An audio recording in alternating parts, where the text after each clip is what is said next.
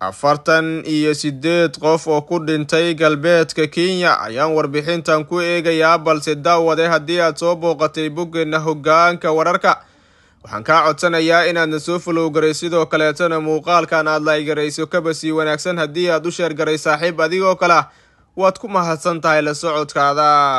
ugu yaraan 48 qof ayaa ku dhintay shil gaari oo ka dhacay magaalada Londonia ee galbeedka Kenya fiidnimadii Jimcaha kadib markii gaari xamuul ah oo siday container shixnad ah uu wadada ka baxay kadibna uu ku jiray dhowr baabuur sida ay sheegeen booliiska iyo dad goobjoogayaal ah.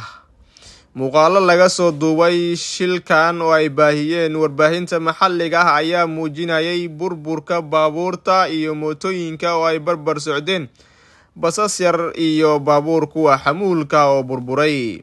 taliyaha booliiska gobolka Tom Odera ayaa sheegay in dhimashadu ay marayso 48 fiidnimadii Jimcaha. Lanqeyrta cas ee Kenya ayaa sheegtay in gaarigan xamuulka uu jiray in ka badan 6 baabuur isla markaana uu dilay dad lugeynayay waxayna intaas ku dartay in ka badan 20 dhaawac ah ayaa sidoo kale loo qaaday isbitaalada deegaanka.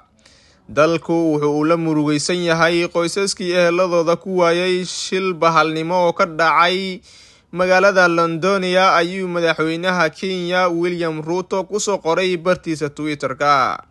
shilkan ayaa noqonaya kii ugu khasaaraha badnaa ee sanadihii la soo dhaafay ka dhaca wadooyinka dalka Kenya. sanadkii hore 34 qof ayaa ku dhintay bartamaha Kenya kadib markii bas ay saarnaayeen uu ka dhacay buundo kuna dhacay webiga.